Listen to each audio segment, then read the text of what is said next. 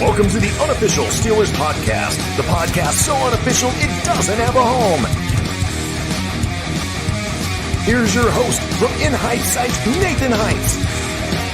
And from State of the Steelers, Daniel J. Here we go. What is up, everybody? When you hear that intro, you know what time it is. It's a time again for the Unofficial Steelers Podcast on the State of the Steelers. I'm your Steel Curtain Network host, Daniel, and alongside with me today is my good buddy, Nathan Hines from In Hindsight. Nathan, welcome back to the show. How are you doing, my man? Good to be back.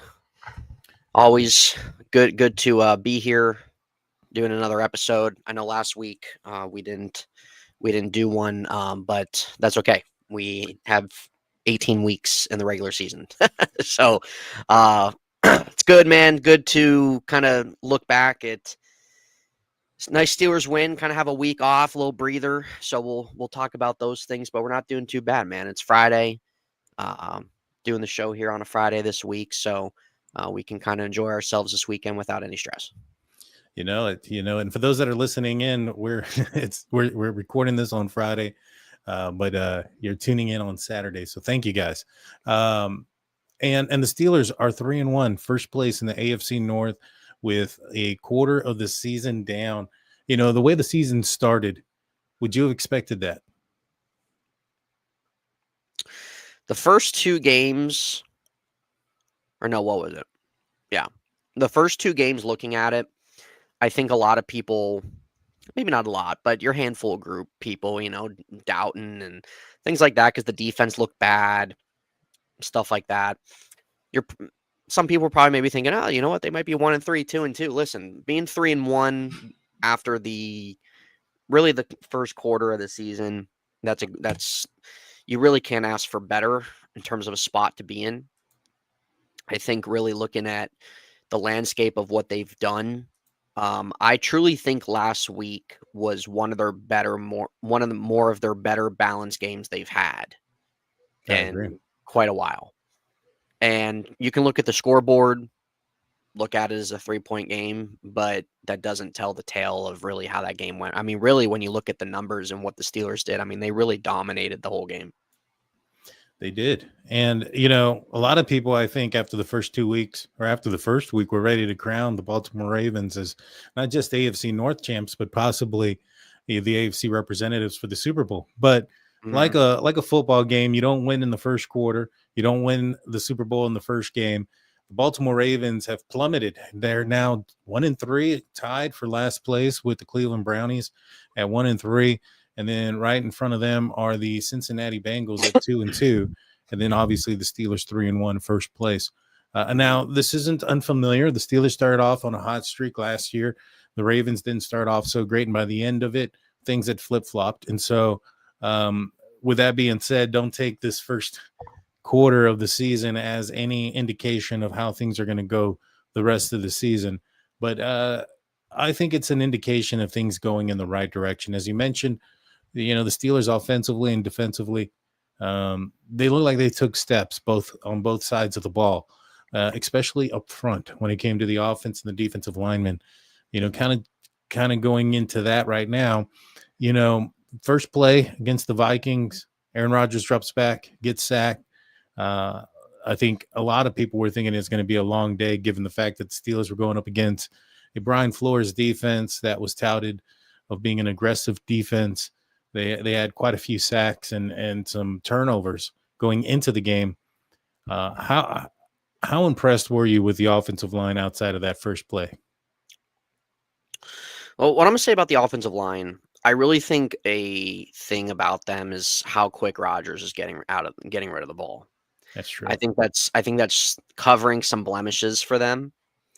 But I think when we look at what they were able to do on the ground, and when you look back at some of those different aspects of the game, like Samalu is having a rough season, but there were some good moments for him the last game.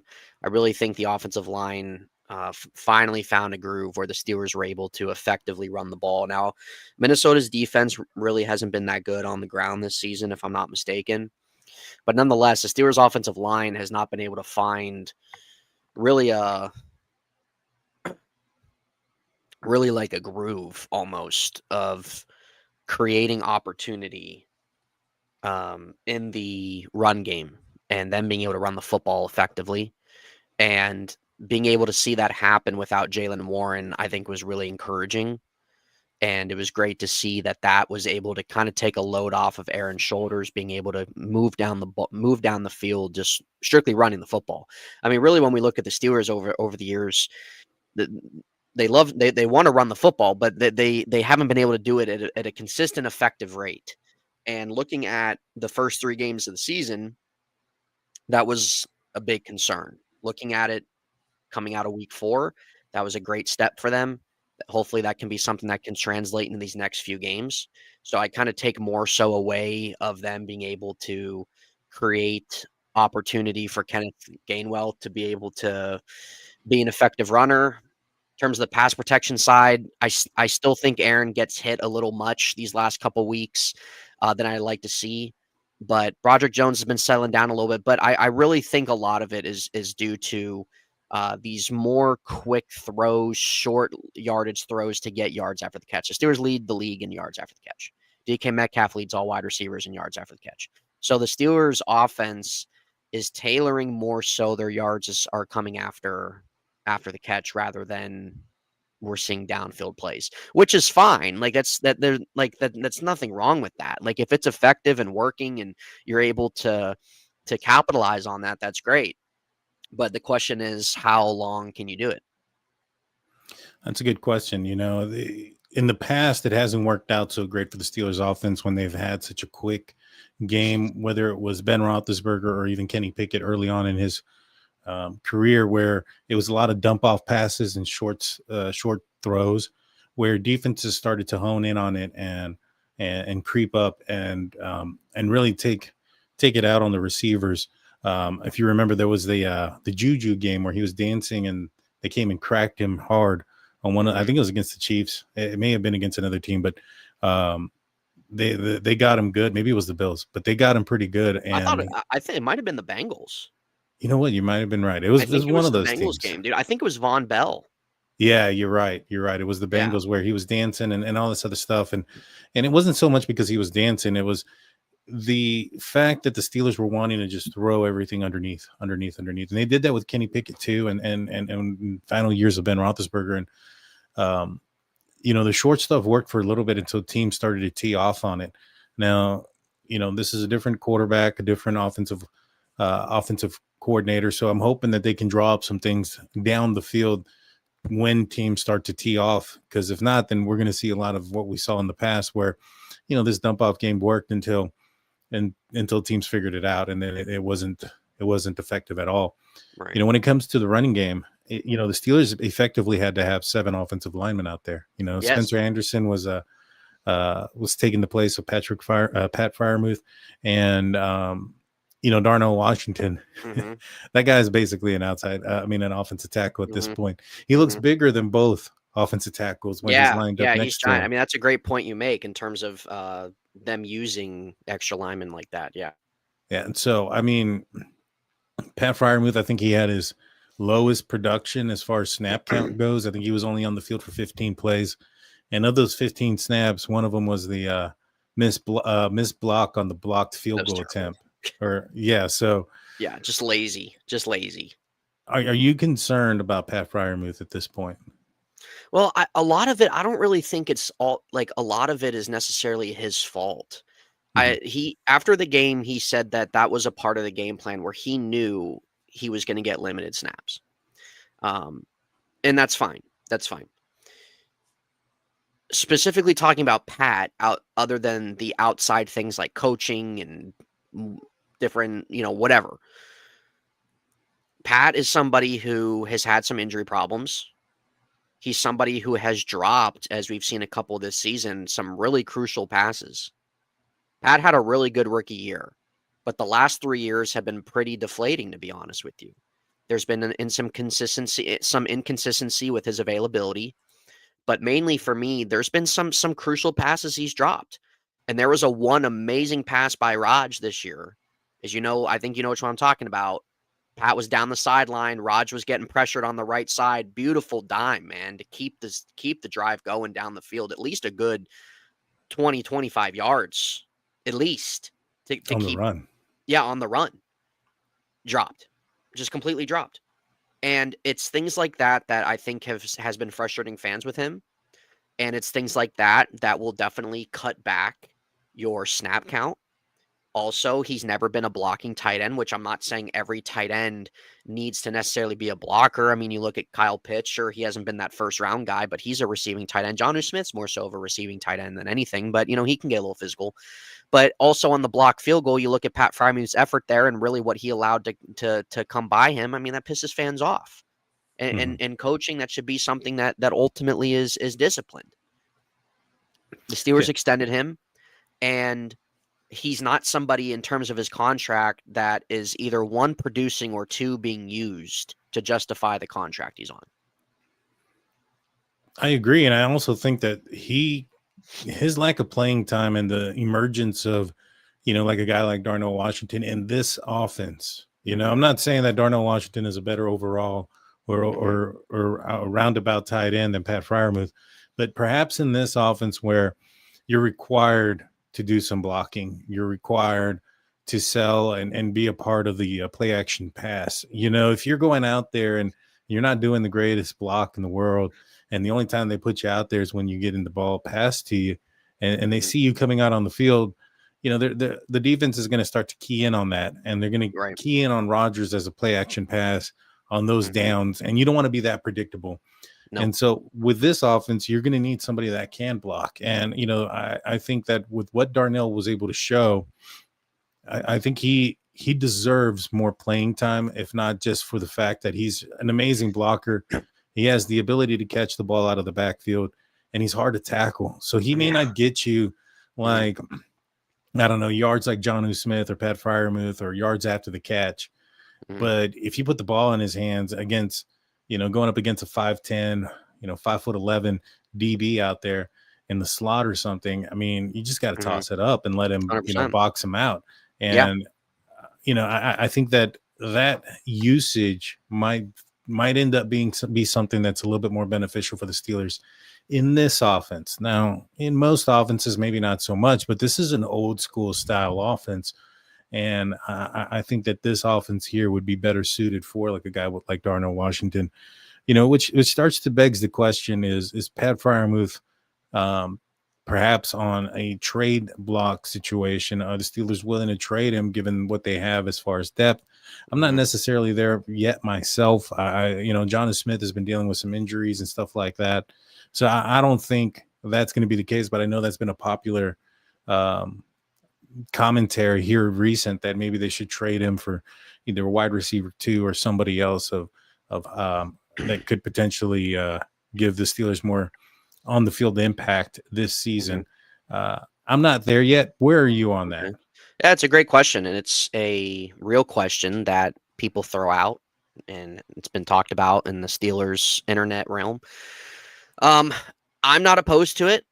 When they traded for Jonnu Smith, I thought Jonnu Smith was going to be the more productive tight end, not only because him and Arthur Smith have worked together, but I think with Jonnu Smith's physicality, I think those little short yardage routes that Jonnu has done or did in Miami, some of those jet sweeps he's done in Miami, those are type of things that I really think that this offense really tries to utilize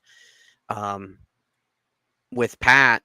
And if this is going to be something that they're going to continue with Darnell Washington, like it definitely makes them flexible because you can get off probably most of that contract, if not the whole thing, depending.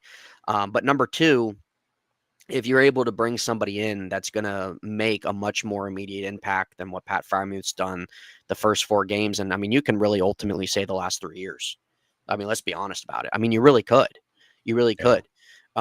He might need to go somewhere that's really going to utilize his strengths and utilize him in whatever type of offensive system that would match him. I don't know if that's a West Coast type style offense that would fit him. I genuinely don't know.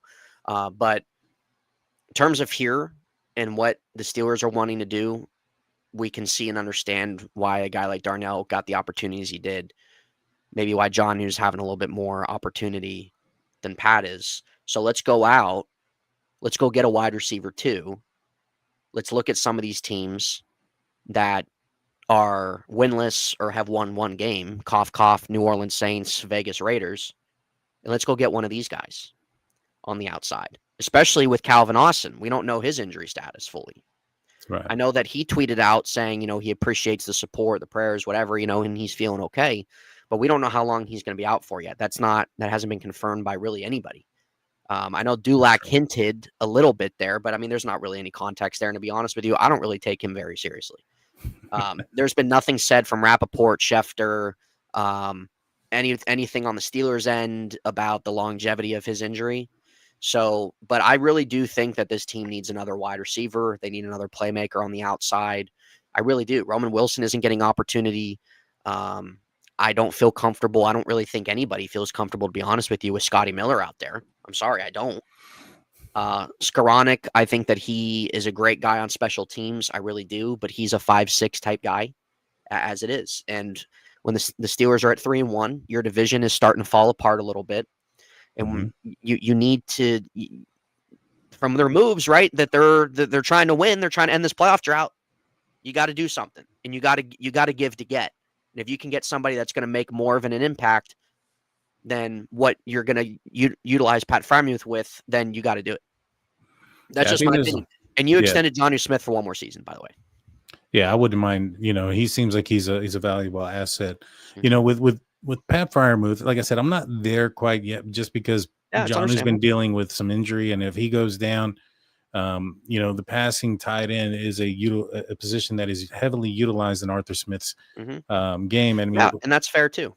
You kind of get stuck with Darnell and Hayward at that point if something happens to Jonnu. Now, when it comes to like some of the teams that you mentioned, and I kind of want to break this down and go into it a little bit more in depth. Some of the teams like Olave, I think they're in a rebuild mode. I think they would probably prefer picks over Pat Freiermuth. Probably the same thing for Vegas. They might be in a situation where they would prefer picks, but they have a wide receiver who's a little bit disgruntled in Jacoby Myers, who asked for a trade earlier on in the season. And so, there's a possibility for some movement there. Now, I think that those guys would probably prefer a wide receiver back in return for Jacoby Myers, whether that be Roman Wilson, for instance. And I think some people even looked at that as being a possibility given this lack of usage. And I think that there's that possibility there as well. But, I wouldn't even be surprised if the Steelers decided, if Jonnu, stays healthy and his injury stuff kind of lines up, the comp formula or the picks that the Steelers are supposed to get, for Russell Wilson, for some of these other guys, Najee Harris, don't seem like they're going to happen. Yeah, that might throw a wrench into some of the things, like, for instance, the Steelers wanted to do in the draft next year. Do you think that there's any point that the Steelers might consider, hey, we aren't going to get the comp picks that we thought we were going to get? We're still going to get some. I mean, you still got some players out there. Go Dan Moore. You still got some players out there that's going to give you something, but you're not probably getting what you were expecting. I think you were expecting like the third or a fourth for Russell and even Najee a fifth or so. Do you think the Steelers consider just getting draft capital back for him? They could always do it in the offseason. I think that there's even a discussion that can be had with I don't know. I don't think they should do it during the season. But I think that if Nick Herbig is doing his thing, I think that there could even be a discussion maybe of moving Alex Highsmith for some draft capital. It's been hurt a lot. Contract. Nick Herbig's not on a contract right now. I mean, listen, man, Nick Herbig, when he's on the field, he makes plays. I'm not saying Alex Highsmith doesn't. I appreciate what he's done too. But Nick Herbig's got speed. He's got explosiveness. He hasn't really had much injury concern, knock on wood, so far. And I just like what I've seen from him the last 2 years, honestly. Now, I wouldn't move him. I wouldn't move Highsmith during the season. I think that it's having those three edge guys is a value. and is great, but there's going to come to a point as well where if Nick Herbig's going to be on this wave during this season of playing at a level he has the last 2-3 weeks, I mean, it's going to come to a point where he's going to want a contract. So I think that could be a discussion too. There's definitely some things you can move around to get more draft capital in the offseason. I think really the focus needs to be on, okay, listen, you've made the moves you've made this season. You're trying to end this playoff drought. You need to go acquire what it is that you need to acquire. And if it's going to require some middle of the round draft capital, then so be it. That's just my take. That's just my take, my opinion. Yeah, and that's where Omar Khan lands in right now. You know, he's like, all right, where do I weigh out the future and what we need to do to get something going on this year? Right. Because it wouldn't be that difficult for him to pick up the phone and call Jacoby Myers or the Raiders or the Saints and give up something, a second round or something of that nature. But then you're really putting yourself in a position that you didn't want to be in when it comes to perhaps moving up in next year's draft to acquire that also important quarterback position. Yeah. And so, you know, that's kind of where I think that they're in weight. I think that you do bring a pretty solid point that maybe perhaps there's some players immediately after the season ends that could potentially put the Steelers in a better position or in striking position. Because there's a good chance that they may need to do two trades. You know, if like I said, a lot of the AFC North is falling apart right now. The Ravens are completely banged up. Majority of their team, their starters aren't even going to play. They are home underdogs against the Houston Texans. Yeah, a team that's struggling on their own. So, just kind of give you an idea of where they are at currently. And it doesn't seem like any of those issues are going to clear up anytime soon. I think Lamar Jackson's expected to miss a couple of weeks, if not a little bit longer. So you have the rest of the AFC North falling apart. This is the opportunity to strike. And so that's what you have to weigh out. You know, if you're the GM, if you put your GM hat on, the Steelers need a home playoff game, man. It's been too long. I don't disagree. It'd be nice. I am a season ticket holder. I got 2 games left. If anybody's interested, hit me up. I have the Buffalo Bills game and the last Ravens game available. I'll give you a great discount. Hit me up on Twitter. That is at State of Steelers, or the one that I'm more commonly at is at Drunk Turkey Show. That's my other show, guys. If you guys haven't seen, I do cover true crime and a bunch of other things on the Drunk Turkey Show. So make sure you go and check that out on YouTube and Spotify. But back to what I was saying. Yeah, there's that, the home playoff game, a possibility of winning a playoff game and maybe perhaps even going further. This defense, if they can, I know they're a little bit banged up too, but if they can get healthy and stay healthy, I think they can be dangerous. But we're going to take a quick break. Don't go anywhere. We'll be right back after a few words from our sponsors. We'll see you guys on the other side of the break.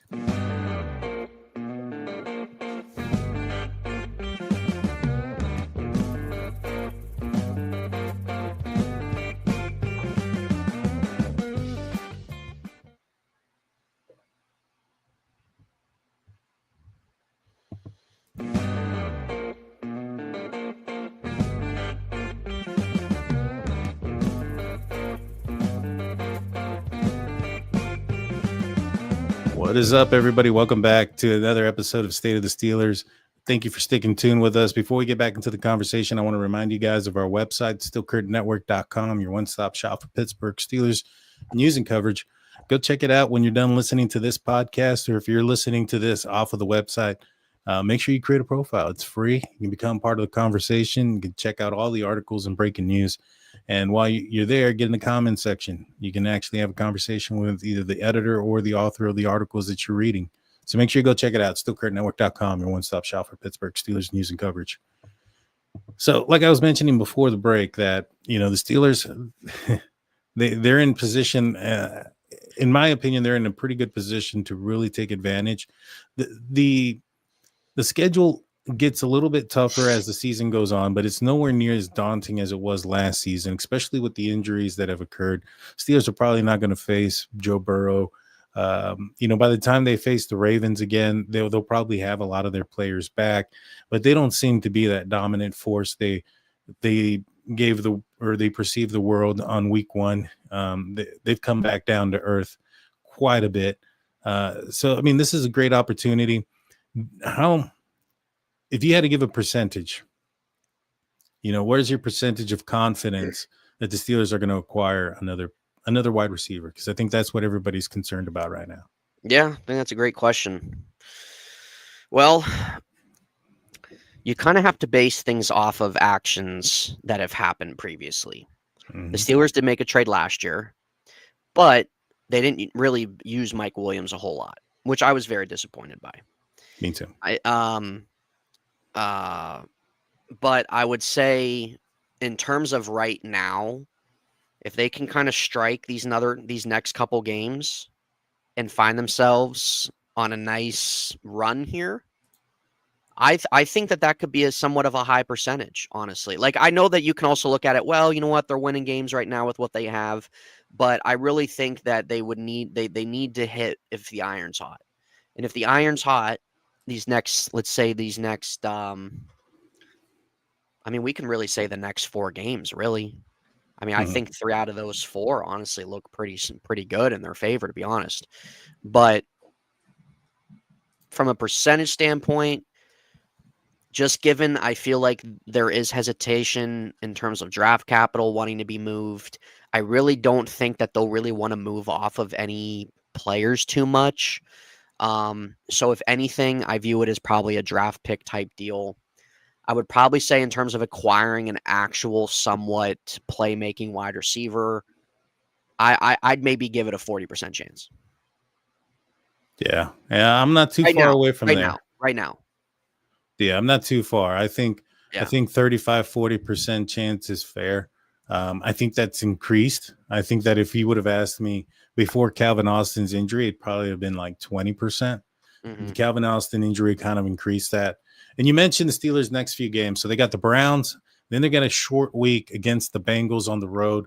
That one's going to be tough for the Steelers because Mike Tomlin's not done too well on the road on Thursday night games in the division. It's been very rough. I don't think his record's very, very good at all, if there's anything at all there as far as wins go. But he's playing Browning. He's playing Joe Burrow's backup. As far as who he is the Steelers, not Tomlin. The Steelers are going to be playing the Bengals. So, there's a possibility there. Then they got the Packers out after the mini bye, which, they've been struggling as of late. And the Colts. The Colts have been a little bit of a surprise with Danny Dimes out there. He's been kind of lighting it up offensively. It's not a daunting schedule by any means.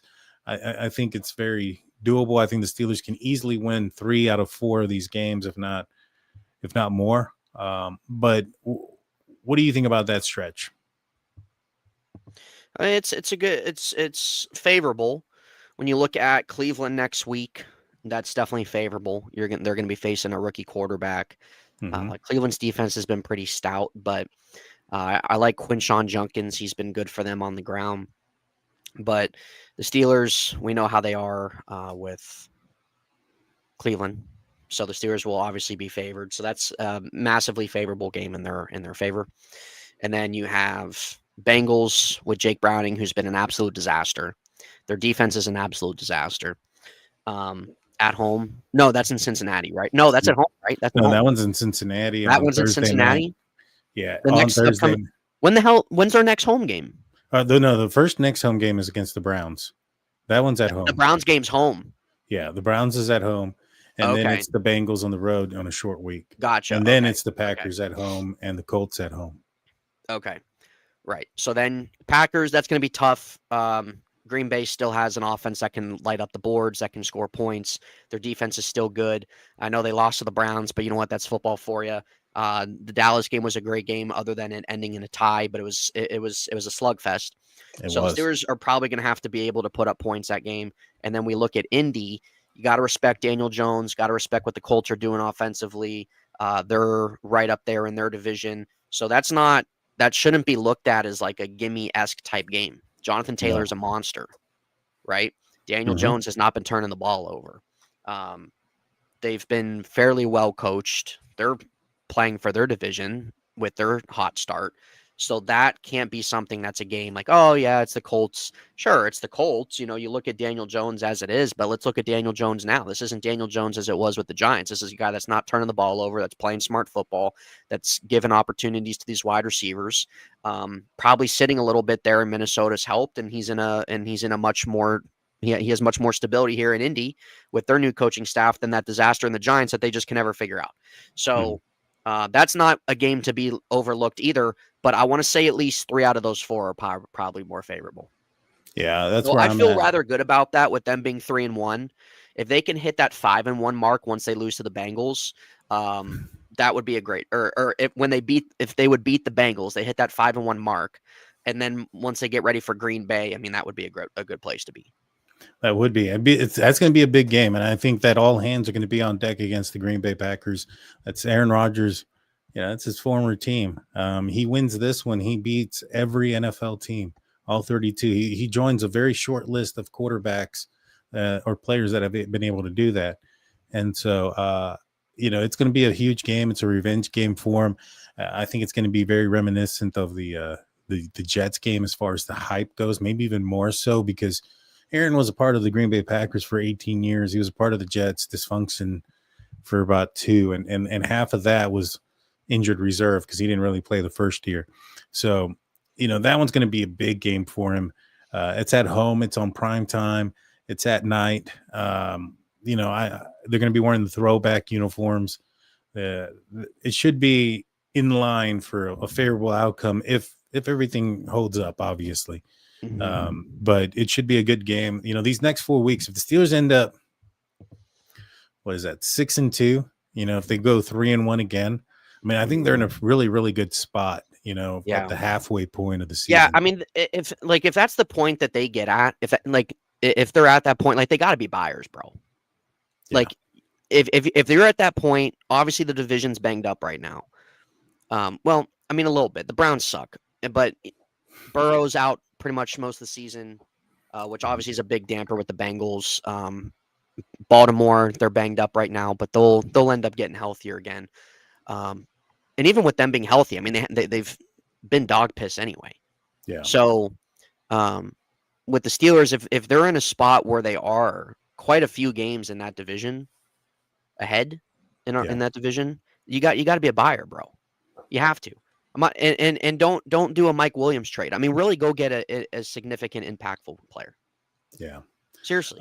I agree. What you're trying to accomplish this season. And then if you need to make some moves and shell off some salary and get some draft capital, then you do it in the offseason. Yeah, and that's the best time to do it too. Yeah. That's when you get the majority or the maximum of your what you want out of your picks. To a certain extent. I mean, the Steelers did get Chase Claypool for a second round pick around this time. Man, I'm not gonna lie. I really, really wish Claypool worked out. I really did. I thought he was gonna be the next wide receiver here. I really did. But the guy was always on the ground when he caught the ball, is always jumping when he doesn't need to jump. The social media aspect got to him too, some injury. It's too bad. It's too bad. Yeah. No, I agree. I definitely agree with you there. Well, how do you feel about the Kenneth Gainwell game? Jaylen Warren coming back next week. Do you think that Kenneth Gainwell is going to be given now more of an opportunity with what he was able to do? Do you think they kind of keep it the same as they've been doing it the last 3 weeks? You think it's just going to be a full 50-50 split? What do you think's going on there? Well, I think that the reason why, or a big part of the reason why that some of the running game was good this week and last week was because they had just one running back utilized the majority of the game. This past week it was Kenneth Gainwell. The week before that it was all Jaylen Warren. Right. And, I believe that allowed for the running back to get a feel for the offensive line, to get a feel for the running back and to build some chemistry and really get the ball moving down the field. I would prefer that. I wasn't a fan of, one running back in there for like 1 or 2 plays and the next running back comes in for 1 or 2 plays and they switch it back and forth and then they throw in a little bit of Caleb Johnson, in the first couple of games. Now, I do think that Caleb Johnson played really, I wouldn't want to say really well. I think he played better. He played like an NFL running back in this game. He had some yards. He was still averaging less than 4 yards per carry, but he had a 9-yard run and he had some other, he looked more. He didn't look like he was tripping himself up in this game.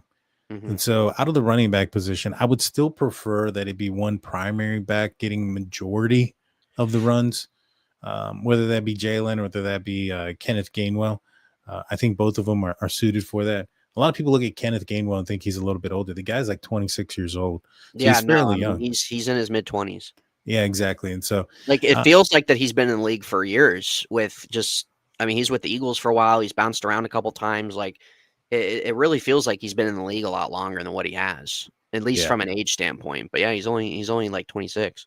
Yeah, exactly. And so, he's a very usable, guy that you can use, and he's not going to hurt your team. He's not going to kill your team. He's probably going to be in the positive more than the negative. I think you etch out a role for them. You may, in this game upcoming against the Browns, you want to see where Jaylen's at on his knee. Obviously, if he's a little bit banged up still, you might want to lean more on Kenneth. But, I think that there was a question of, there's a possibility that Jaylen would have gone this past weekend. And, if he was that close to go on that week, given a bye week in between now and the next time the Steelers play, I think that he'll probably be a go for the Browns game. I'm hoping to see somewhere around 65% of the runs going to Jaylen Warren, and then some sort of combination of the rest between Kenneth Gainwell and a little bit of Caleb Johnson. I think he still needs to develop. I think he still needs to get some time on the field and get his feet underneath of him. The Steelers drafted him in the 3rd round. He was the second player taken in the draft last year. I know that the Steelers didn't have a second rounder, but essentially, from what I heard, all the rumblings was that a lot of people were like kind of thinking, in the Steelers organization, that they should move up into the second round to get him. And Omar Khan held tight. He waited, and sure enough, he was there. But a lot of people had like a second round grade on him, and a lot of folks were surprised he was still there. So this guy is supposed to be an impact player. He's supposed to be a player that is going to make a difference on the field and possibly have that home run ability. And so you need to develop that. And so I would say you got to give him at least 4 or 5 touches a game at this point. Hopefully it progresses into more, but I'd say 4 to 5 touches. That's fair. Yeah. What are your thoughts? No, that's fair. I'm on the same boat. I don't want to see the 50-50 split share. I don't really like that. I think it kind of gets a little messy at times when teams find themselves in a position where they're doing 50-50. I mean, you look at the Lions with Gibbs and Montgomery. That's not 50-50. Jahmyr Gibbs is the main guy, but David Montgomery can come in goal line situations, different stuff like that. It'll be interesting. I'm not going to say Kenneth Gainwell off of that performance, that he should get limited snaps or anything. It was good to see him have a game like that, and a Steelers running back being able to have a game like that. But yeah, it needs to go kind of one way, and you kind of have your secondary. Option there. What is the deal with Jalen Ramsey? Is this guy playing next week? Is this guy going to be out 3 weeks? How long is this guy out for? I would. So you're going up against a rookie quarterback. You should have Joey Porter Jr. back. I don't think there's an urgency to bring him back if he's not ready. If he's ready to rock and roll and he's healthy and it was just a tweak and it wasn't anything serious, put him back out there. But you don't want one of these things to linger. You know what I mean? Yeah. And he essentially has been one of the best defensive players. The opposing offenses haven't been throwing to him. I know a lot of people might be like, there's not a lot of splash there. He had the return that got returned, because it was touched out of bounds, things of that nature. But he had a couple of big hits. He ended the game, I think, against the Jets and stuff like that. So teams aren't throwing at him. He's not the reason why this defense has struggled through the air. And so I think that you're not looking at a high-powered offense in the Cleveland Browns. And so I know this, and I hope this doesn't bite anybody in the rear, but you're looking like, all right, I think the Steelers defense can handle, the Browns offense with Dylan Gabriel at the helm there, without him, with bringing in Joey Porter Jr., Darius Slay on the other side. I think Eccles, he went down, but he ended up being just cramps. Yeah, he came back. You got Jabril Peppers. You got some defensive backs out there that you can utilize. I wouldn't rush him for this game. Maybe even not even the Thursday night game because it's a short week. It's a short week. Yeah, I think probably that Packers game is probably more important. Exactly. I think you're looking at that game. I mean, these are 2 division games. You can't drop them.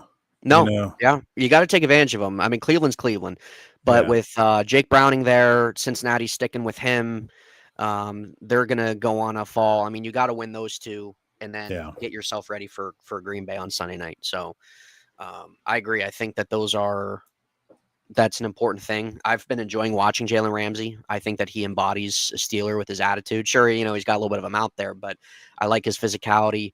I like that they have somebody there that they can put in a handful of different situations, different positions. He's already made a couple big plays. Unfortunately, that one touchdown didn't count. I think that's a stupid ass rule, by the way, but it's the rule. It is what it is. So, but hopefully it's not like a lingering thing. We'll kind of see, I guess, when more comes out. Another thing too, Jabril Peppers had 0 snaps. He didn't. I saw that. I don't understand that. I thought he had a really solid game with New England, made an impact right away. I don't get that. I guess he's playing the same position as Elliott, but I would like to see them both out there, to be honest with you.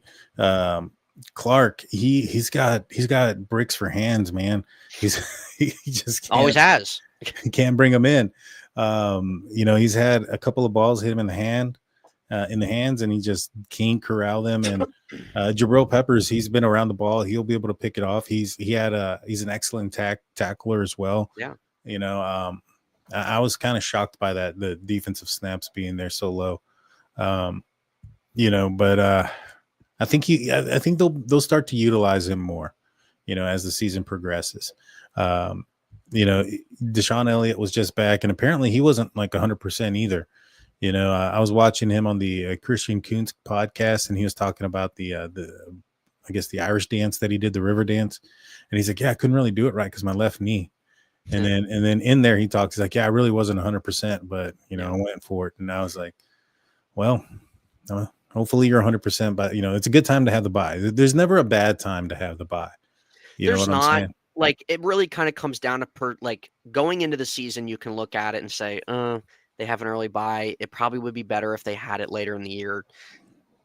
But there could be a time earlier in the season, where some guys are banged up, and it came at a good time. I really don't think that this bye week really is hurting the Steelers too much, and especially coming back from Ireland too. Yeah, right. 100%. Yeah, so I mean that's something as well. Another thing too, Patrick Queen had an awesome game. Oh yeah, he did. I thought he's been playing at a really high level so far this season, and that's exactly who the Steelers needed, who they wanted when they signed him last year. I think he got a little too much flack last year, but he wasn't really that guy, quote unquote. Yeah. This year, he's already transitioning into that, so that's great. I agree. I think he's done a lot better. I think. Peyton Wilson, he had a bounce back game. He's had a rough season, dude. Great. Hey, got to give him credit on that rundown, man. Yeah, I think that saved the game to a certain extent because I mean, if you give him more time, and the way Tomlin was already kind of spiraling downhill with the conservativeness, it was getting dangerously close, and so him just not giving up. I wasn't even sure he was going to catch him. I thought Addison was gone. Yeah. And then I saw him creeping up, and I'm like, holy smokes, he's going to get him. And then the very first play after that is a run that the Steelers stopped, and they don't call a timeout, so the time's just ticking. I was like, all right, man, he really made a difference with that tackle now. Mm-hmm. Yeah. No, it was absolutely gigantic. It's good to see the defense. If you look at their last 2 games, I'm pretty sure they have 10 or 11 sacks and 7 or 8 turnovers. They've had quite a bit. I mean, I think they had 6 sacks. I think they had 5 the week before. So that's 11 in the last 2 weeks. Yeah. The turnovers have been insane too. Mm-hmm. This is a defense that you're expecting, still giving up quite a bit of yards, very much bend, but don't break. Some of that's got to get cleared up, but I think, one of the things that Deshaun Elliott mentioned is that him, the starting defensive backs, whether, with him, Thornhill / Jabril Peppers, whoever you want to put in there as far as his counterpart out there, Mhm. Joey Porter Jr., Slay, and Ramsey all haven't played together on the field yet. One of them, or at least for a full game, one of them has been injured, or at least one part of most of the game. Deshaun Elliott went out in the first game very early, and so he's back. Joey Porter hasn't been back. Now Ramsey's out. And so this entire game the entire season, the defensive backfield hasn't even come together yet. Once they come together, there's going to be some learning, but once they get that gelling down and they've been together for a couple of games, I think this is going to be a solid unit. Yeah, you're 100% right. I think the middle of the field is a problem. I think the yardage given up, that's an issue. But the defense is opportunistic. The defense can hit you. The defense, I think they've done these last 2 weeks a stronger job limiting rush yards against them. It's that middle of the field, man. It's some of those chunk yard plays that they're giving up that's hurting them. Yeah. And if that can get cleaned up, as you said, with the sacks that's there right now, the turnovers that are there right now, the opportunities that are there, it can be a top unit. It can. Those first 2 games are rough, but these last 2, this is the Steelers defense that they're paid to be and is expected to be. 100%. Yeah. So at this point of the go ahead. No, go ahead. I was just finishing up. Yeah. So at this point of the podcast, we usually do our predictions and talk about what the score is for the next game. But obviously, it's a bye week, so let's predict the AFC North. The Texans taking on the Ravens. Ravens are home underdogs. Who do you think wins this game? This is a very intriguing game, just given the fact Texans struggles. And the Texans defense, honestly, they got ballers, dude, on that side of the defense. CJ Stroud is massively struggling. Their offensive line blows. They have one playmaker, Nico Collins. They are going through it. This is interesting. A lot of guys are going to be out for this Ravens team. If this is the opportunity for the Houston Texans to try to get on the board, they have a win, right? They're 1-3, aren't they? I believe so. Right. So to get themselves a 2-3 to stay hovered in their division with Jacksonville and the Colts kind of right now leading the way, they need to take advantage of this depleted Ravens team. Cooper Rush, I really don't think he's a bad backup, but he does not fit what the Ravens do offensively. He does not. He just does not fit there as a backup. I'm going to go with the Houston Texans, man. And I'm not saying that because I don't like the Ravens or anything like that. They have so many guys out. Their defense has been terrible anyway. They've been the worst defense in the NFL. The Baltimore Ravens have. So I think they've had, I forget what stat it was that Z told me. I forget what it was, but it was terrible. But they have arguably the worst defense in the NFL looking at some of their numbers. Houston really needs to get something going offensively. This is an opportunity for them to do that against just injury-prone defense and throwing in these guys in there. Dude, you know what it reminds me of? It reminds me of 2014 when the Steelers played the Ravens here. The Ravens, dude, they had a horrible secondary in general, but they had a complete decipated secondary that year in 2014 when Ben threw 6 touchdowns against them. Yeah. This secondary is almost matching that in terms of who that they're going to have to put out there on the field. So I'm going to go with the Houston Texans to win this game. Baltimore falls to 1-4 and they're in complete panic mode. That'd be great. I've already heard they're in panic mode talking about talking about Harbaugh isn't the greatest, talking about how, Lamar Jackson took himself out of the game. Yep. He didn't want to finish the game, etc. Here's what I don't want to hear either, Daniel. If the Ravens lose this game this weekend, I don't want to hear a thing about that they have the injuries. Number one, they've been a terrible defense with everybody on the field. That's first and foremost. True. They've been arguably the worst defense in the NFL with everybody on the football field. Okay. Number two, yes, Lamar's not playing. Obviously, that sucks. Let's look at what San Francisco just did. They just took down one of the better teams in the NFC. The Niners have not had George Kittle the last 3 games. Brock Purdy was out again. They don't have Nick Bosa. They do not have Jawan Jennings. They do not have Brandon Ayuk, and they do not have Ricky Pearsall. They have nothing other than Christian McCaffrey. That's it. And he's on my fantasy team. Got me 27 points last night. Yep. Number one running back. Well, what a pick. What a pick. Daniel's 4-0, by the way. I am. I'm doing this has been my best year so far. Yeah, you love to see it. I think this is year 2 or 3 in my league now. Yeah. So I don't want to hear anything on the Ravens end. Derrick Henry, their usage of him has been horrific. I don't understand why it's been like that. But San Francisco, what they're doing with a decimated injury season again, and having arguably their best player with Nick Bosa being out for the whole entire year, I don't want to hear anything. I genuinely don't want to hear anything if the Ravens lose this game. So I think I'm going to give the edge to the Texans. We'll see if Derrick Henry has one of these games that he leads the way, but I'm gonna say the Ravens go to 1-4, and there's going to be some tough discussion going on. I think this game's going to be closer than a lot of people think, and I think it's mainly going to be because they lean on Derrick Henry with Cooper Rush out there. I still think that the Texans find a way to win this one. The Ravens are just too dismantled. I expect this to be a closer game, probably somewhere around, because the Texans haven't been the greatest either offensively. So I wouldn't be surprised if this is like a 21-17 type football game, one score, one possession game. But I do think that the Houston Texans are gonna edge one out. Like I said, Baltimore's just too depleted. I mean, the same thing can be said about the Bengals as far as the only option that they have or the only hope that they had was with Joe Burrow. I know they have some receivers and things like that, but you got to get them the ball. And if you don't have a quarterback that can, be made out of steel, because that offensive line is still trash. Who do they play this week? They play the Lions, 325. Oh, God. Or 425 kickoff, my bad. Yeah. So if the Bengals, okay, so we'll move to that game. Yeah. I think we're both, I'm not really sure who is picking the Bengals in this game.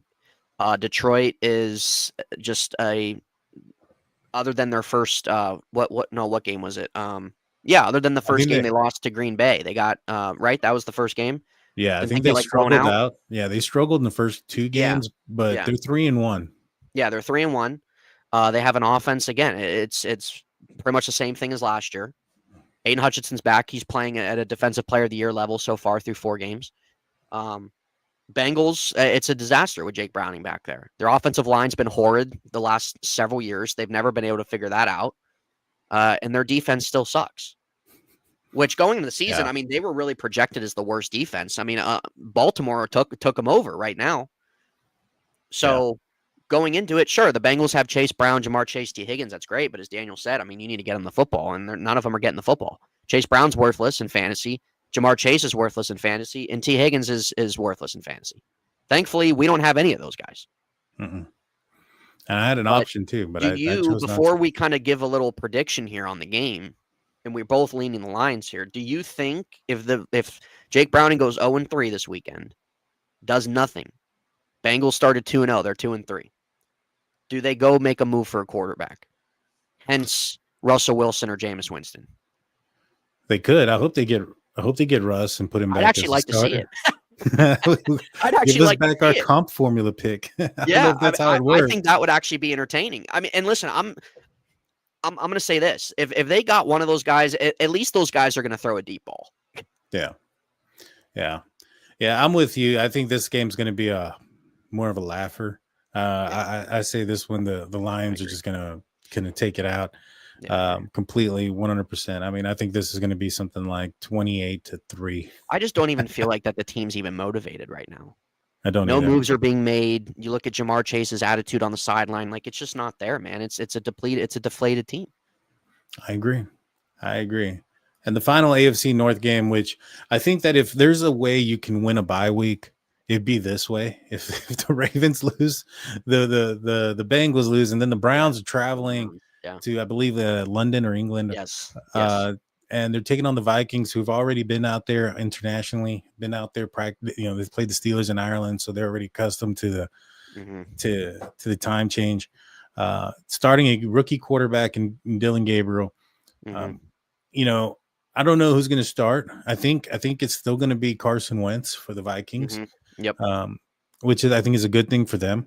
If the Steelers were playing the Vikings again tomorrow, I'd rather play J.J. McCartney than Carson Wentz, to be honest with you. But where do you stand on this one? This, out of these 3 games, this to me actually is more of a decisive type game, and one I think you can put some more thought into than the other 2. Mm-hmm. When you're looking at this game, Cleveland is running the football fairly well, and Cleveland's defense has been pretty strong. Minnesota's offensive line, I'm pretty sure 3 out of their 5 guys, Minnesota's offensive line, 3 out of their 5 starters are not playing. Their center, the tackle O'Neal that got hurt, and Donovan Jackson, their guard, their rookie. All 3 are out. So Cleveland's defensive line has an opportunity to feast. Carson Wentz is turnover prone. The one thing Minnesota has going for them is their playmakers on the outside. Jordan Addison being back, Justin Jefferson. TJ Hawkinson's been really a non-factor for the most part this year, but nonetheless, Jordan Mason's been okay. And Minnesota's defense overall has been one of the better ones in the league. So that's something Minnesota has going for them, but that's the flip side Cleveland has going for them on Minnesota's end. Cleveland, outside their defense, now you have another rookie quarterback starting. That list continues to grow and grow and grow. It's insane. They have a talented running back, but Cleveland has some talent at receiver and tight end. But again, these guys were not getting the ball on a consistent basis because Joe Flacco was that bad. Yeah. So Dillon Gabriel, it's going to be interesting for him because I'm pretty sure Brian Flores is really going to try to send the house on this kid. I'm going to say I do genuinely think Cleveland does have somewhat of a shot in this game, just given Minnesota's offensive line problems and Cleveland's defense, and that Carson Wentz can turn over the ball and be an idiot sometimes. But when we look at Minnesota coming off the loss that they did, they're sitting at a 500 level in an NFC North division that they want to keep pace in. They are the more talented team. So it really kind of comes down to how you're perceiving this game. And you made another good point with Minnesota already being out there for 2 weeks. I'm going to go ahead and roll with the Vikings in this game. In a close game, though, I don't think that this is going to be something Minnesota blows them out of the water or Minnesota coming off of a rough loss last week, that they're going to just have this great game. I really do think that Wentz will be able to make enough plays to where Minnesota's defense might be able to create a couple turnovers on Dillon Gabriel, or at least just kind of keep them shaky, even if they don't get too many turnovers. And Minnesota's offense will just be able to put up a little bit more than what Cleveland can put up. So I'm going to go Minnesota. I think it'll be a little close. I'm going to go 23-16. Nothing crazy. It's not a blowout. It's a little close. Cleveland's defense kind of does their part a little bit too, but it's just their offense is just not there. Yeah, I think you make some very solid points, especially about the defense of the Cleveland Browns and the injuries on the offensive line for the Minnesota Vikings. Yeah, I mean that's rough. That's rough, honestly. Yeah, it's going to be a rough outing for them there. I still think that the Vikings win this game, but I think it's going to be close, as you mentioned. Given all that information, I'm leaning probably closer to like 17-13, something really low short. scoring. I could see that. Yeah, just really low scoring, 100%. Yeah. I mean, hey, if all 3 of those teams go 0-3, that takes Baltimore and Cleveland to 4 losses. Take Cincinnati to 3. I mean, that's a nice spot. That is. It's a beautiful spot. And you're getting healthier coming back against the Cleveland Browns team off of a bye week. It should be I ain't gonna say it. Should be good, looking good. The horizon should be okay. Yeah. No, it'll definitely be paid attention to this Sunday with these games. 100%. That would be a good week for the Pittsburgh Steelers of their bye week. If every of all the teams in the AFC North were to drop them, that would be great. They'll be watching. Yeah. Well, Nathan, you want to let everybody know where they can find you at? Yeah, you guys can follow me at In Hindsight. I know I'm streaming this on my channel as well. Daniel's been hosting the last few weeks on his channel. I mean, it kind of balances out, I guess, no matter whether it's starting on mine, on his. We both stream it to ours. So if you guys want to catch the podcast, you can either catch it on his end, Stay with Steelers, my end, In Hindsight. we're going to be doing shows each week, at least once or two times during the week. Really just kind of depends what we both have going on. So just either check the notifications or check out during the week. Stay in tune. So you're a part of the podcast. Heck yeah, man. Well, I appreciate you being here. Yep, good being back. It's a bye week, but the Steelers are getting healthier, and we should be looking forward to a productive long week of getting prepared for the Cleveland Browns in about 8 days. So like, subscribe, comment, 5-star rating. If you're listening to this on Apple, if you're listening to this somewhere else, share the podcast. We truly would appreciate it. Absolutely. With that being said, guys, you'll see me back here on Monday with my buddy Shannon White on The Hangover. And well, we'll be talking about the results of these AFC North games. You won't want to miss it. Until next time, peace out, y'all.